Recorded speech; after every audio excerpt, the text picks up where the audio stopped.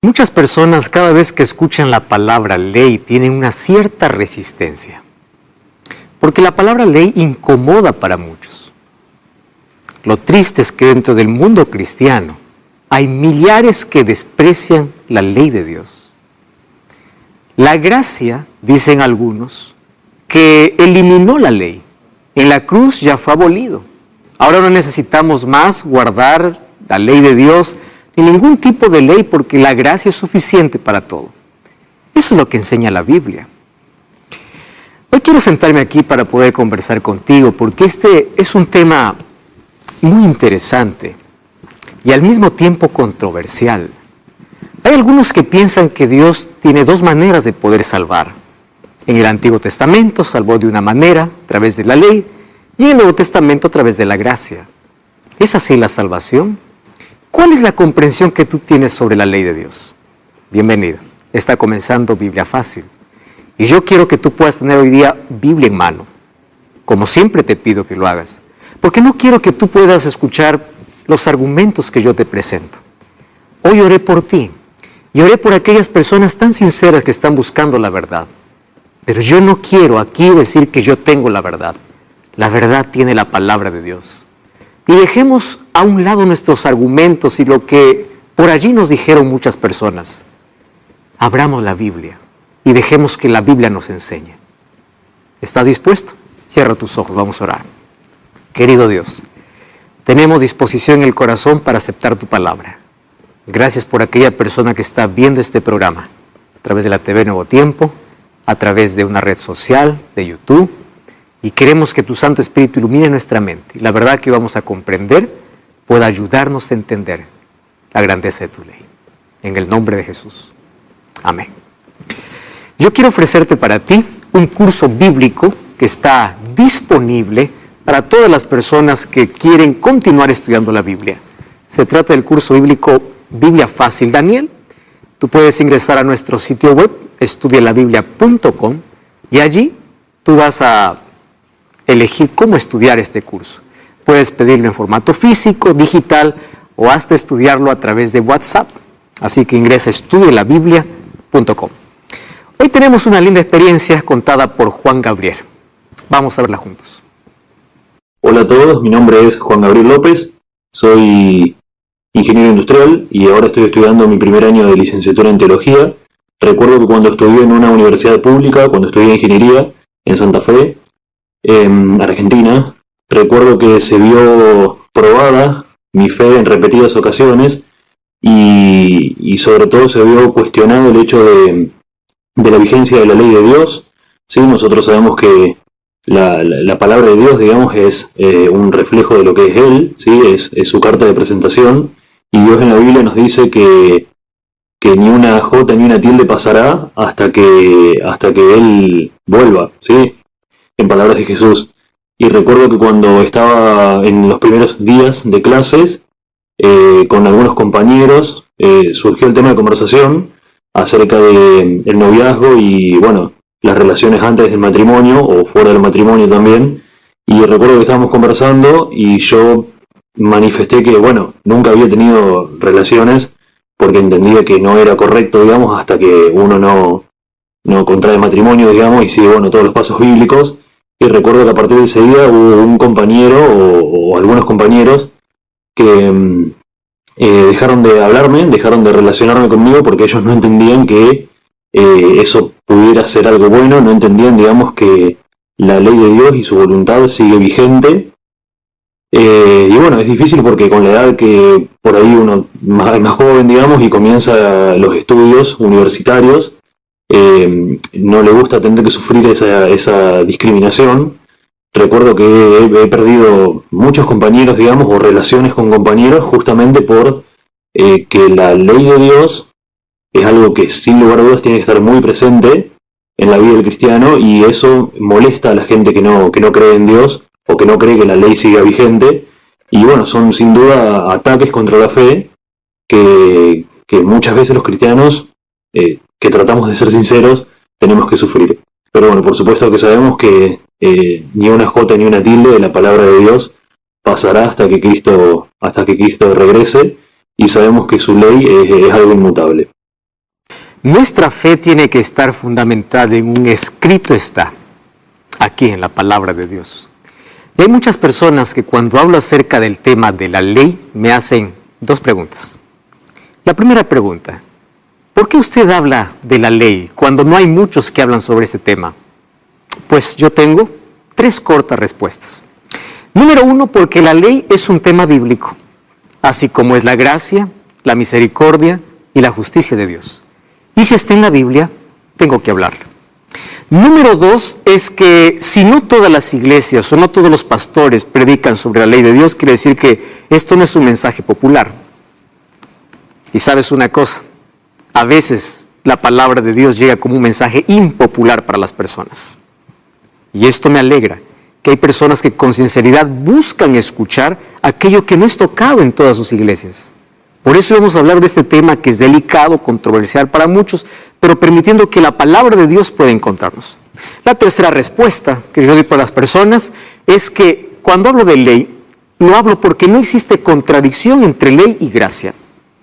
No hay una rivalidad, hay una armonía, porque el mismo que dio su ley es el mismo que dio su gracia. Y Dios no tiene 2 formas de salvar, Dios tiene una sola manera de salvar. La salvación es solamente por fe y por gracia. En el Antiguo Testamento la gente no se salvó por guardar la ley, se salvó por fe y por gracia. Entonces, ¿por qué hay muchas personas que odian la ley de Dios? Y ahí viene la segunda pregunta.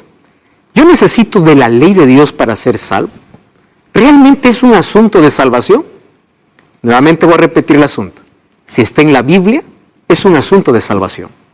El asunto es colocar la ley en su debido lugar, no como nuestro Salvador, porque la ley no nos salva, sino como algo que Dios nos dejó con una función específica. Y hoy quiero que puedas tomar lápiz y papel para que anotes todo lo que tú vas a escuchar hoy, porque más allá de lo que yo te pueda decir, es lo que la Biblia dice. Cuando el joven rico se acercó a Jesús y le dice, ¿qué debo hacer para ser salvo? La primera pregunta que hizo Jesús es, ¿guardas la ley? ¿Ya te diste cuenta de la importancia de la ley dentro del plan de salvación? Jesús no le dijo, guarda la ley para salvarte. Lo que pasa es que la ley es la evidencia de aquel que es salvo por Jesús. La causa de la salvación no es la ley, la causa de la salvación es Cristo. La evidencia de la salvación es la obediencia, porque la obediencia es un fruto de la fe. Y nosotros somos salvos por fe y por gracia. Entonces, la gracia divina que llega al ser humano no lo deja en la desgracia del pecado. La gracia te saca de la desgracia. Eso significa, la gracia que salva es la gracia que transforma. ¿Y cómo me transforma? Transforma mis hábitos, mis gustos y me coloca en armonía con la voluntad de Dios, especialmente con su ley. Tú puedes decir, pastor, ¿y por qué tanto ley? Pues una razón simple. En la ley de Dios están los grandes principios que expresan el ideal de Dios para las relaciones humanas, para todo el mundo y de todas las épocas. No solamente para un tiempo. Ahí están principios, y un principio tiene 2 características. Número 1, no se negocia. Y número 2, no cambia. La ley no se trata de normas específicas para el pueblo judío. Se trata de principios establecidos para toda la humanidad. Muy bien, entonces ahora yo quiero que podamos juntos abrir la Biblia para este fascinante estudio sobre la ley de Dios. Y para ello, aquí quiero contarte una historia. En el año de 1895, en Ohio, un estado de Estados Unidos, habían solamente 2 autos, 1895. ¿Y sabes lo que ocurrió? Un día esos 2 autos se chocaron. Pero si solamente habían 2, claro, es que cada uno quería hacer lo que quería. Y como no había ley, cuando cada uno hace lo que quiere, por eso es que viene desgracia y sufrimiento. ¿Tú sabes que 13 millones de accidentes que ocurren por año es por infracción de ley? ¿Tú sabes que se pueden evitar 53,000 muertos por año? 53,000 muertes por año si las personas obedecieran a la ley. Y si nosotros empezamos a analizar, el universo está regido por leyes. La naturaleza tiene leyes. La casa, para que haya orden y buenas relaciones entre padre e hijos, tiene que haber leyes. Si la naturaleza tiene ley, si en la casa tiene que haber ley, no me digas que la ley es una maldición. La ley produce orden, armonía. La ley produce protección. Tú tienes leyes en casa, si no tienes deberías tener, porque aquellas leyes que son aparentes restricciones son aquellos que cuidan la vida de tu familia. ¿Cuál es una ley? No puedes llegar a la casa después de 10 horas de la noche o 9 horas de la noche, es una ley. Imagínate si tú dijeras, aquí todo el mundo hace lo que quiere. ¿Cómo sería la casa? ¿Habría armonía? Claro que no. Y ahora, si todo hay ley, hay leyes de tránsito, hay leyes universales, hay leyes en todo, viene un cristiano y dice, no, el cristiano no tiene ley. El cristiano vive sin ley. Al cristiano no le gusta la ley. ¿De dónde nació esa extraña idea? Déjame decirte dónde. Apocalipsis capítulo 12, versículo 17 dice así. El dragón que representa a Satanás se llenó de ira contra la mujer. Mujer representa a iglesia en profecía. Se fue a hacer guerra contra el resto de la descendencia, los que guardan los mandamientos de Dios y tienen el testimonio de Jesús. ¿Sabe lo que dice la Biblia? Quien odia a aquellos que guardan los mandamientos es Satanás. Y si tú me dices, yo tengo odio contra la ley y tengo odio con aquellos que hablan de la ley, ten cuidado. Puede que tengas un odio satánico. Porque es Satanás quien odia a aquellos que guardan la ley de Dios. Y odia la ley. ¿Y sabes por qué odia la ley? Porque un día él estuvo delante de la presencia de Dios y él era un ángel protector de su ley. Vamos a entender más en este estudio que Dios dio la ley para el bienestar del ser humano. La ley fue dado como un cerco protector para felicidad. Entonces hay personas que dicen, no, ya Dios quitó la ley del ser humano. Espera un momento. ¿Por qué razón se explica eso? Antes yo quiero mostrarte la base de esta ley. ¿De qué tipo de ley te estoy hablando? Éxodo 31:18 dice así. Dio a Moisés, cuando acabó de hablar con él en el monte Sinaí, 2 tablas del testimonio, tablas de piedra escritos con el dedo de Dios.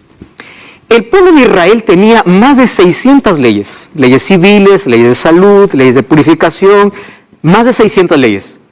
Todas ellas escritas por Moisés. Pero solo una fue escrita por el dedo de Dios. ¿Me estás entendiendo? Hay que hacer diferencia entre las leyes. Las leyes de Moisés para el pueblo y las leyes de Dios para la humanidad. La ley que Dios dio a Moisés no era una ley para el pueblo judío. Fue dado para bienestar del ser humano, no del judío.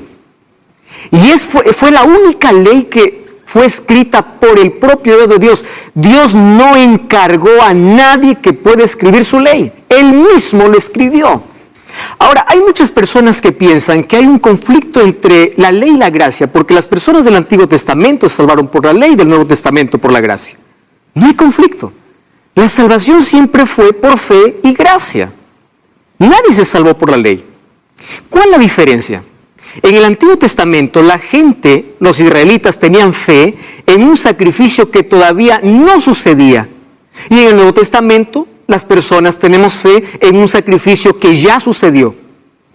La cruz, la muerte de Jesús. Esa es la única diferencia. Ahora, ¿cuál es la diferencia entre el Antiguo Pacto y el Nuevo Pacto? Ahora te voy a explicar en qué consisten esos 2 pactos. Imagínate que una persona llega al cielo y dice, yo estoy aquí por guardar la ley.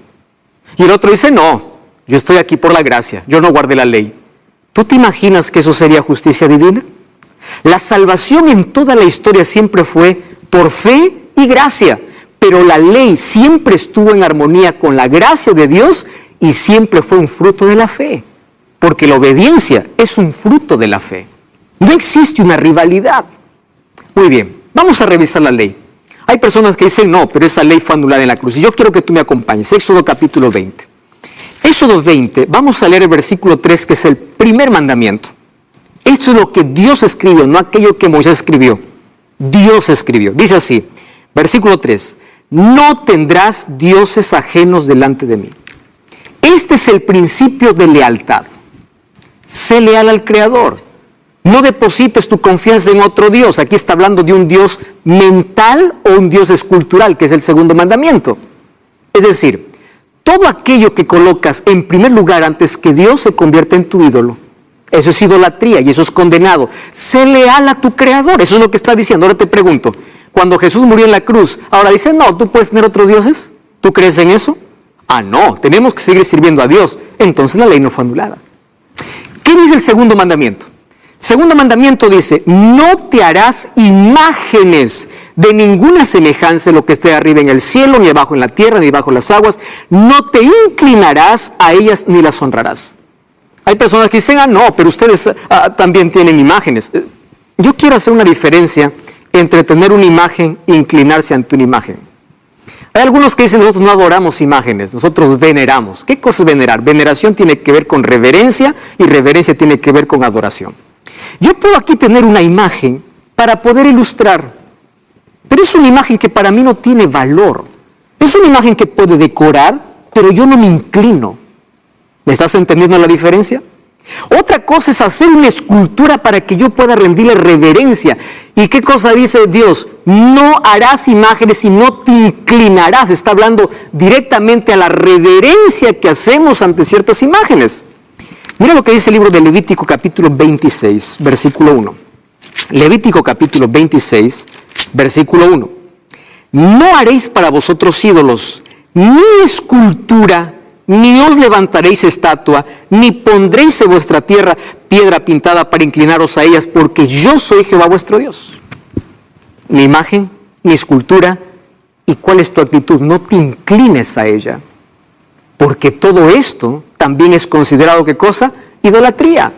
Hay personas que dicen, no, pero yo solamente le rindo reverencia a una imagen, a la imagen de San Pablo, porque San Pablo está intercediendo. Según de Timoteo capítulo 4, 7 y 8, Pablo no dijo, yo voy a morir y voy para el cielo. Él dijo, el Señor me dará mi corona cuando Él venga en aquel día. Él estaba seguro que va a la sepultura, porque no hay otro intercesor en el cielo que no sea Cristo. Entonces, ¿por qué tienes que hacer una escultura para inclinarte a ella? Tú puedes tener, yo tengo aquí una imagen para ilustrar, pero yo no estoy guardando reverencia a esa imagen. ¿Me estás entendiendo la diferencia? Ahora, en el libro de Isaías 44 y Salmo 135, está hablando sobre lo terrible que puede ser la idolatría escultural. Mira lo que dice el versículo 16, Salmos capítulo 135 y el versículo 16. Los ídolos de las naciones son plata y oro, obra de manos de hombres. Tienen boca y no hablan, ojos y no ven. ¿Tú has visto algunas esculturas siendo cargadas por otros? Claro, porque son obras humanas. Tienen orejas pero no oyen. No hay aliento en sus bocas. Y el 18 dice, semejantes a ellos son los que los hacen y todos los que en él confían. ¡Wow! Idolatría es condenado. Ahora yo te pregunto, cuando Jesús murió en la cruz, dijo, bueno, ahora sí todo el mundo puede hacer su escultura, ahora no hay ley, ahora tú puedes hacer lo que quieres. ¿Eso es lo que Jesús hizo en la cruz? No. Y si esto continúa siendo pecado, la ley entonces no fue anulada. Tercer mandamiento dice así, no tomarás el nombre de Jehová tu Dios en vano. Esto es respeto. Respeto a Dios, reverencia a Dios. No jures en el nombre de Dios. Y otra cosa, no lleves el nombre de Dios en vano, no seas hipócrita. No tomarás el nombre de Jehová tu Dios en vano. Y aquí viene el cuarto mandamiento que dice, acuérdate del día sábado para santificarlo, 6 días trabajarás y harás toda tu obra. ¿Qué significa eso? Esto es adoración. Dios separó un día, no es capricho de una iglesia, no es de una religión, no es del judío, fue Dios quien hizo la separación. Génesis capítulo 2, versículo 1 al 3. Entonces el sábado fue elegido por Dios para la adoración y en su ley colocó, acuérdate. ¿Por qué acuérdate? Porque es el único mandamiento del cual la humanidad se iba a olvidar.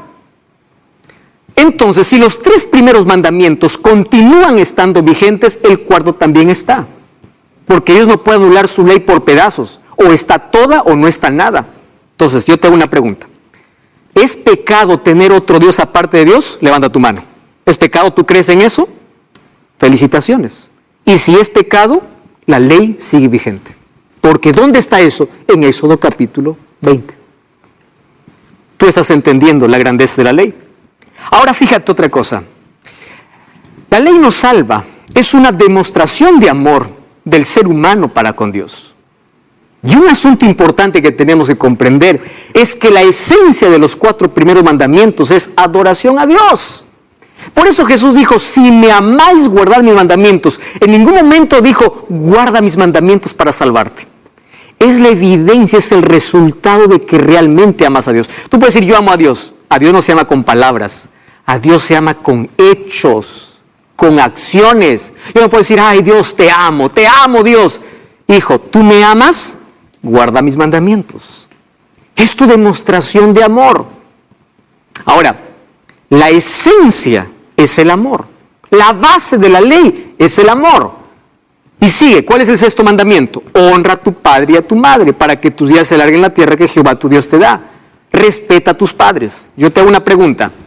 Cuando Jesús murió en la cruz, desde la muerte de Jesús, ¿ya no debemos respetar al papá y la mamá? Tú puedes decir, no, pastor, ¿pero qué está diciendo? Pero si dices que la ley fue abolida, entonces ya no sirve esto. ¿Te das cuenta lo peligroso que es decir que la ley fue anulada con la muerte de Jesús? ¿Y qué cosa dice el séptimo mandamiento, el 6º mandamiento? No matarás. Cuando Dios dice no matarás, está protegiendo tu propia vida. Entonces cuando Jesús murió en la cruz, a partir de ahí ya, como no hay ley, todo el mundo puede matar. ¿Es así? Si matar continúa siendo pecado, quiere decir que la ley de Dios continúa siendo vigente, estando en vigencia. El siguiente mandamiento dice, no cometerás adulterio. ¿Cuántos problemas hoy se evitarían en la familia si es que hubiese pureza dentro del matrimonio? Pureza mental. No robarás, dice el 8º mandamiento. Esto está hablando de la honestidad. Si robar continúa siendo pecado, entonces la ley no fue abolida. El 9º mandamiento dice, no hablarás falso testimonio contra tu prójimo. Cederás, no calumnies. Y el 10º mandamiento, no codiciarás nada de tu prójimo. Si codiciar sigue siendo pecado y hablar mal del prójimo sigue siendo pecado, entonces la ley no fue abolida en la cruz. ¿Por qué entonces tanta gente odia la ley? Porque no ha leído la ley de Dios. Solamente ha escuchado, la ley fue abolida en la cruz y punto. Pero lee. Aquí hay principios eternos de reverencia, de respeto, de adoración, de cuidado, de protección. Si el mundo obedeciera la ley, no hubiese adulterio, no hubiese robos, no hubiese corrupción. Si el mundo obedeciera la ley, el mundo sería diferente, porque el mundo desprecia la ley de Dios. Está viviendo el caos que vivimos. Y me llena de tristeza que entre el mundo cristiano se esté diciendo que ley no existe. Es decir, ¿para qué principios? Eso es lo que significa ser cristiano. Ahora viene Jesús y en Mateo 22, 36 al 40 le hacen la pregunta, maestro, ¿cuál es el gran mandamiento de la ley? Jesús le dice, amarás al Señor de todo tu corazón, y el segundo es semejante, amarás a tu prójimo como a ti mismo. Alguno dice, ahí está, Jesús vino, anuló la ley, porque ahora dijo, solo amor a Dios y solo amor al prójimo, pero te olvidaste de cómo termina el versículo. El versículo no termina allí, el versículo termina diciendo, de estos 2 mandamientos depende toda la ley. Jesús no anuló, Jesús lo que hizo es resumió, porque los 4 primeros mandamientos representan nuestro amor a Dios y los 6 últimos mandamientos, nuestro amor al prójimo. ¿Ya te diste cuenta que Jesús no anuló? Apenas resumió porque dijo, de esto depende toda la ley. Y él mismo dijo en Mateo 5:17, no penséis que he venido para anular la ley y los profetas. Ley eran los 5 primeros libros de la Biblia, el Pentateuco o la Torah era considerado ley. Y allí dice, no vine para anular la ley y los profetas, no he venido para abrogar, sino para cumplir. La palabra cumplir viene allí del griego pleromai, que significa engrandecerla.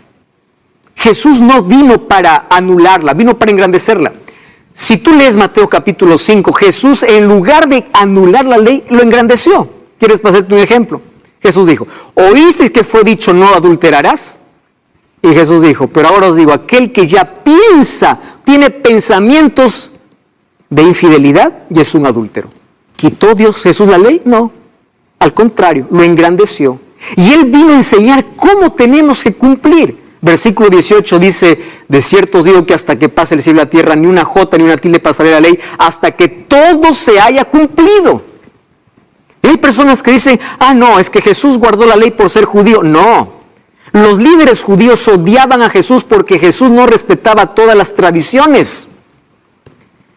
Jesús no vino para respetar tradiciones, vino para enseñarnos a guardar su ley. Si la ley de Dios hubiese sido tradición, Jesús tampoco lo hubiese observado. ¿Te das cuenta que esto no fue dado para el judío, sino son principios eternos?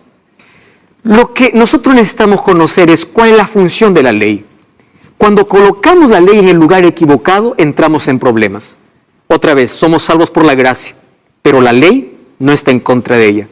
Está en armonía porque cumple funciones. ¿Cuál es la función? En primer lugar, revela la voluntad de Dios. ¿Por qué? Porque la ley es la expresión del carácter y del amor de Dios. La ley indica el propósito divino para la humanidad y muestra cómo es que tenemos que vivir. Número 2, la función de la ley es la base del pacto divino. Dios hizo un pacto con Israel y en el Nuevo Testamento hizo un nuevo pacto. ¿Y sabes quién es, qué cosa colocó como base? Su ley. Lo vamos a ver de aquí a poco. El pacto del Antiguo y el pacto del Nuevo Testamento. ¿Cuál es la función de la ley? Es el código por el cual seremos juzgados. Eclesiastés capítulo 12, versículo 13 y versículo 14, mira lo que dice. Eclesiastés 12, 13. El fin de todo el discurso oído es este: teme a Dios y guarda sus mandamientos, porque es todo del hombre. Porque Dios traerá toda obra a juicio juntamente con toda cosa encubierta, sea buena o sea mala. Y si tú vas para Santiago capítulo 2, versículo 10 al 12, menciona la ley de Dios, incluso tomando 2 mandamientos de la ley, y dice: por este código seremos juzgados. Entonces, si la ley es el código por el cual seremos juzgados, ¿de dónde sale la idea de que la ley fue anulada en la cruz? El problema es que mucha gente aún no comprendió la función de la ley. Esto no termina aquí. Tengo otras cosas importantes que mencionarte. Vamos a una breve pausa y ya regresamos. Ahora Apocalipsis 12, 17 dice: el dragón, que es Satanás, se llenó de ira contra la mujer es iglesia, y se va a hacer guerra contra la descendencia de ella. ¿Quiénes? Los que guardan los mandamientos de Dios y tienen el testimonio de Jesús. El diablo no está enfurecido con todos. No. El diablo está enfurecido contra aquellos que guardan los mandamientos de Dios. ¿Por qué odia tanto la ley de Dios? Porque la ley lo condenó. Un día él estaba allí en el santuario celestial, que es la morada de Dios, y él quebró aquella ley queriendo ser igual que Dios, cuando la ley dice: no tendrás otros dioses. Estamos de regreso, esto es Biblia Fácil, hoy hablando acerca de la importancia de la ley de Dios y cuál es su función. Mencionamos que lo peligroso es colocar a la ley en el lugar incorrecto. Y antes de ir a la pausa vimos que el apóstol Santiago en el capítulo 2, versículo 10 al 12 dice lo siguiente: cualquiera que guarde toda la ley, pero ofendiera en un punto, se hace culpable de todos. Porque el que dijo no cometerás adulterio, también ha dicho no matarás. Así hablad y haced como los que habéis de ser juzgados por la ley de la libertad. Santiago escribió muchos años después de la resurrección de Jesús. Y él dice que el juicio será efectuado por la ley. Y para no confundirnos de qué ley está hablando, está haciendo referencia a 2 de los 10 mandamientos que Dios escribió con su propio dedo y que ya vimos en Éxodo capítulo 20. ¿Ahora entiendes por qué Satanás está enfurecido contra la ley de Dios? Porque es la base incluso del juicio. Ahora fíjate, la ley garantiza la libertad del ser humano. Vivir dentro de los límites establecidos por la ley de Dios trae seguridad y libertad. La ley evita que tú puedas colocarte en el terreno del pecado, porque te coloca un límite, te dice: no, eso es pecado, no, es para protegerte. Por eso la ley no es esclavitud, es libertad. La ley trae bendiciones. Cuando tú lees Deuteronomio capítulo 28, ¿sabes lo que dice? Si oyeres atentamente la voz de Jehová tu Dios, vendrán sobre ti todas estas bendiciones, porque la ley trae bendiciones. ¿Tú te imaginas cómo sería si en todo el mundo se observasen las leyes de tránsito, las leyes de casa, las leyes de la universidad, las leyes de la institución? Todo sería paz y armonía. ¿Y cómo sería el mundo si obedeciese la ley de Dios? Traería muchas bendiciones para su vida. La ley no tiene la función de salvar, Pero la ley actúa como un espejo porque muestra la santidad de Dios y refleja nuestra maldad. Sin la ley no podríamos ver nuestra culpa y no tendríamos necesidad de arrepentimiento. Entonces la ley no salva, pero la ley es como un espejo que me hace ver mi condición, mi necesidad. Y aunque no me salva, crea en mí la necesidad de arrepentimiento. ¿Cómo me voy a arrepentir de algo que yo no sé que es pecado?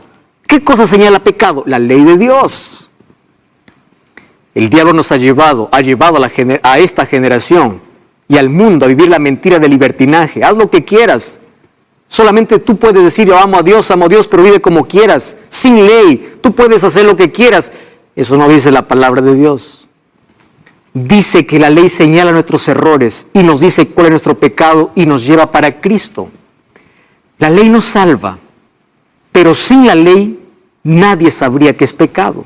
Eso dice el apóstol Pablo. Abre tu Biblia, nota el texto. Romanos 7:7 dice, ¿qué diremos? ¿Es pecado la ley? De ningún modo. Al contrario, yo no habría llegado a conocer el pecado si no hubiera sido por medio de la ley. Porque yo no hubiera sabido qué es codicia si la ley me dijera, no codiciarás. ¿De qué ley está hablando? Éxodo capítulo 20. ¿Te das cuenta? Conocimiento de pecado. Hay algunos que dicen, no, pero el apóstol Pablo dice, el fin de la ley es Cristo. Y eso significa que cuando Cristo vino a esta tierra, dio fin a la ley. Romanos capítulo 10, versículo 4 dice así, el fin de la ley es Cristo para justicia a todo el que cree. ¿Quiere decir que Cristo puso fin a la ley? No. Ahí es, la finalidad de la ley es llevarte a Cristo. El objetivo de la ley no es salvarte, es llevarte a Cristo. No dice que Cristo terminó, dice que la finalidad de la ley es llevarte a Cristo. Y cuando vamos al libro de Gálatas 3:24 dice, de manera que la ley ha sido nuestro ayo para llevarnos a Cristo. ¿Quién es un ayo? Un ayo era una persona encargada que tomaba de la mano a un niño para llevarlo a su maestro. Y la ley cumple esa función de poder señalarte tu error y llevarte a quien puede solucionar tu problema. Por eso es que la ley continúa en vigencia. La ley no puede ser abolida. Ahora mira, nosotros aquí todos sabemos que la iglesia es necesaria porque la iglesia nos enseña de Cristo. Sabemos que Jesús murió por nuestro pecado. ¿Estás de acuerdo con eso? Muy bien. Y sabemos que los pecados son apuntados por la ley. Eso no es un invento, eso dice la Biblia. El apóstol Pablo ya dice, la ley apunta a los pecados. Vamos a imaginar, préstame atención, que ley no existe. Lo estoy afirmando. Entonces vamos a imaginar que ley no existe. Entonces vamos a ver si esto es necesario. Préstame atención aquí. Entonces, si no hay ley, no hay pecado, porque la ley apunta el pecado. Entonces, quitamos la ley, no hay pecado, pues. No hay culpa. ¿Para qué arrepentirse? Si no hay nadie que me diga que soy pecador. Si no hay pecado, ¿por qué Cristo murió entonces? Si no hay ley, no hay pecado. Si no hay pecado, ¿para qué murió Cristo? No tiene sentido. Y es más, si Cristo, entonces, si es que no hay ley y Cristo no necesitó morir, la iglesia no tiene ningún valor. En absoluto. ¿Te das cuenta que cuando una persona dice no hay ley, lo que está haciendo es sacando a Cristo de su vida? ¿Está sacando la gracia de su vida? La gracia de Dios se demuestra a través de su amor en la cruz. Pero esa gracia es rechazada cada vez que nosotros también ignoramos su ley. Porque la ley es quien nos muestra nuestra condición y ella nos lleva a la gracia de Dios. Por eso es que hay armonía entre ellas dos. Y aquí coloqué una imagen. La ley nos muestra el pecado y nos condena. El Evangelio nos muestra el perdón y la salvación. Entonces, salvos por el Evangelio, podemos vivir en armonía con la ley. Claro, porque si estás salvo por la gracia de Dios, la gracia de Dios te coloca en armonía con la ley de Dios. Por eso es que Salmo 119, 165 dice, mucha paz tienen los que aman tu ley, porque comprenden perfectamente cuál es el lugar que tiene la ley en la vida del ser humano. Otro asunto importante. Romanos 3:20 dice, la ley nos salva, pero me muestra de que necesito salvación. Romanos 3:20 dice que el conocimiento del pecado es por la ley, lo que ya leímos también en Romanos 7:7. Es decir, la ley no es la causa de la salvación, sino la evidencia, porque la gracia que salva es la gracia que transforma y coloca tu vida en armonía con la ley de Dios, coloqué aquí un ejemplo muy práctico. La ley es como un examen. El examen te muestra, el examen no cura, solamente te muestra la dolencia. Así es la ley. La ley no te cura, solamente te muestra cuál es tu condición. Ahora algunas personas dicen, no, pastor, pero ahora nosotros vivimos en un nuevo pacto. A mí me encanta hablar del nuevo pacto. ¿Qué consiste el nuevo pacto? Pacto, la palabra berit en hebreo. ¿Qué significa pacto? Una alianza entre dos personas. Vamos a analizar el antiguo y el nuevo pacto, ¿te parece? Para ver si la ley ya no existe. Deuteronomio 4:13 dice, Él nos anunció su pacto, el cual mandó a poner por obra los 10 mandamientos. Es decir, los 10 mandamientos era la base de su pacto en el Antiguo Testamento. ¿Estás entendiendo? Es correcto. Ese pacto se hizo en el Sinaí.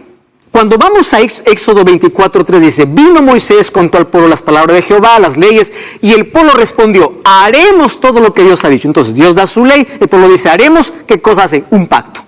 Muy bien, ¿cómo fue sellado ese pacto? Éxodo 24, 5 y 8 dice, Moisés tomó la sangre de animales que mataron y roció al pueblo y dice, esta sangre es del pacto. Es decir, fue hecha con sangre de animales. Pero Oseas 8:1 dice que el pueblo de Israel quebró el pacto. Entonces, hasta aquí entendimos que el pacto fue dado por Dios y el pueblo a través de su ley. El pacto fue sellado con sangre, sangre de animales, pero el pueblo de Israel quebró el pacto. Y allí viene el nuevo pacto. Jeremías capítulo 31, versículo 31 dice, aquí vienen días, dice Jehová, en los cuales haré un nuevo pacto con la casa de Judá y de Israel. No como el pacto que hice con los padres el día que tomé su mano para sacarlo de la tierra de Egipto, porque ellos quebraron mi pacto. Pero este pacto que haré con la casa de Israel después de aquellos días es que daré mi ley en su mente y las escribiré en su corazón, y yo seré para ellos Dios y ellos serán mi pueblo. Entonces te pregunto, ¿cuál es la base del nuevo pacto? Sigue siendo la ley. Solo que ahora ya no más la ley escrita en tablas de piedra.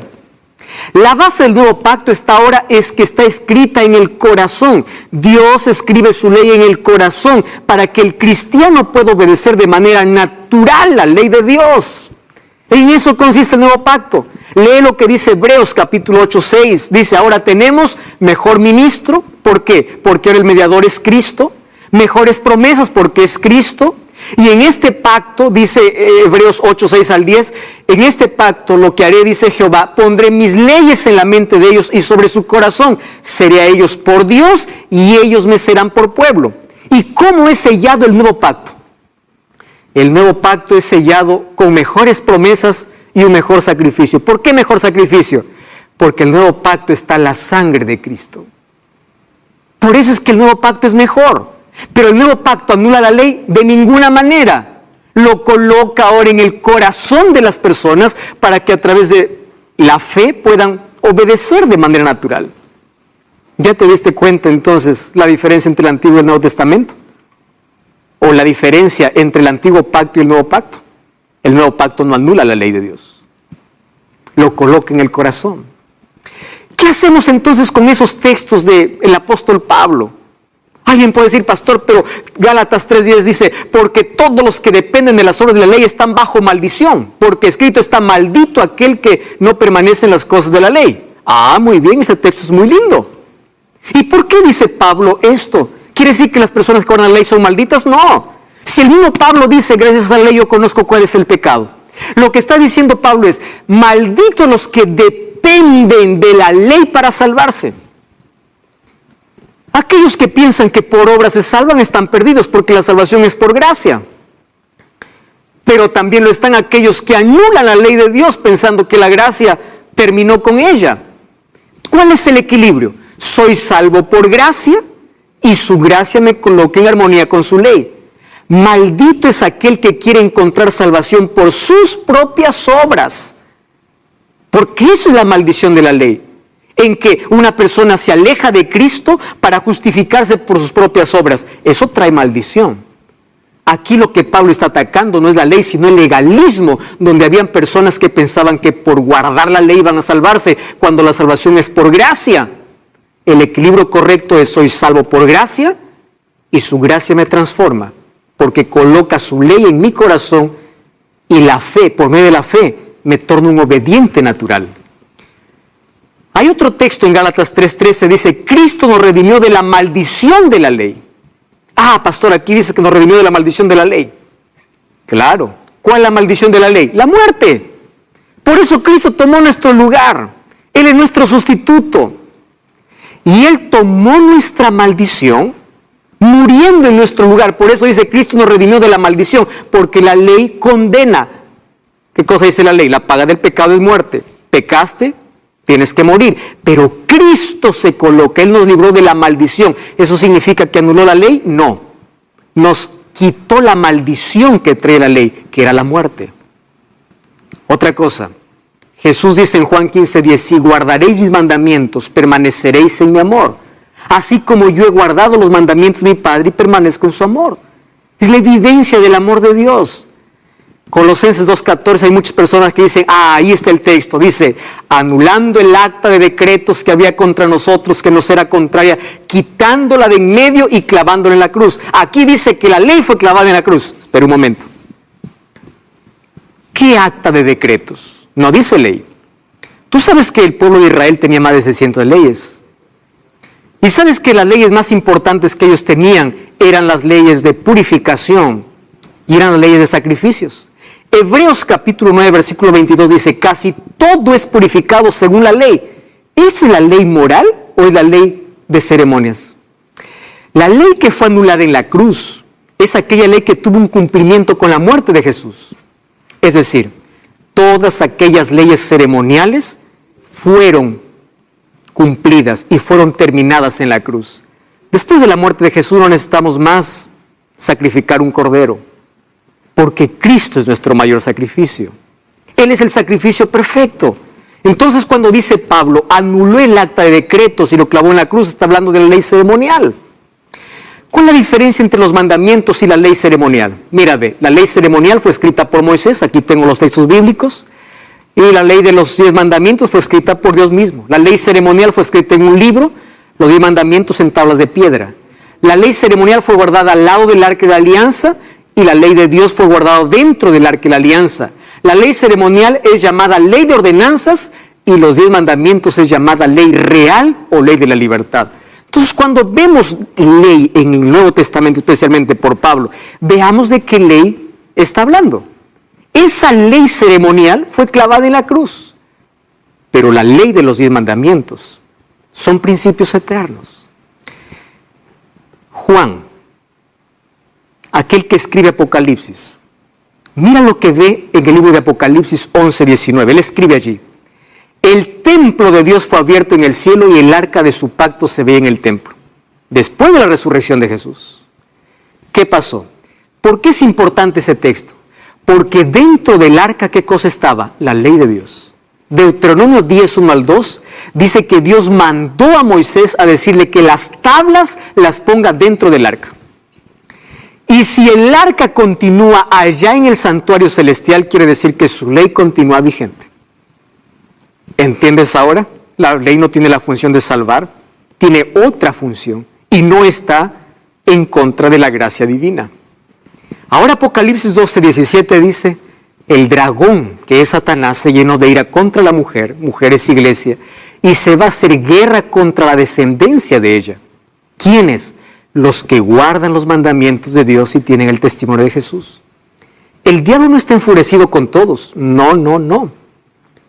El diablo está enfurecido contra aquellos que guardan los mandamientos de Dios.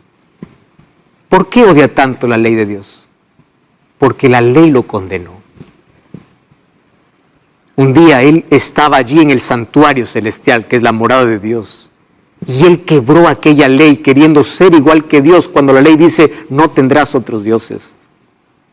No te harás tú mismo también tu propio Dios. Pastor, tú puedes decir entonces en qué momento el ser humano se atrevió a anular la ley de Dios. Tú sabías que en Daniel capítulo 7 versículo 25 había una profecía que en la historia habría un poder religioso que perseguiría a cristianos. Y esto lo puedes revisar en la historia, que en la Edad Media se cumplió. Número 2, que hablaría palabras contra el Altísimo, y a los santos del Altísimo quebrantará y pensará en cambiar los tiempos y la ley. Si tú revisas hoy un catecismo, te vas a dar cuenta que la ley fue alterada. Abre tu Biblia y comienza a comparar Éxodo 20 con lo que dice el Catecismo. ¿Sabes qué va a suceder? No vas a encontrar el segundo mandamiento. ¿De qué era el segundo mandamiento? No te harás esculturas. No vas a encontrar eso. No vas a encontrar el cuarto mandamiento. ¿De qué era el cuarto mandamiento? Acuérdate del día sábado. Fue reemplazado, ¿sabes por qué? Por santificar las fiestas o guardar el domingo. No vas a encontrar que el 10º mandamiento se divide en 2 para completar 10. Fue alterada, más eso estaba en la Biblia. El ser humano tuvo ese atrevimiento.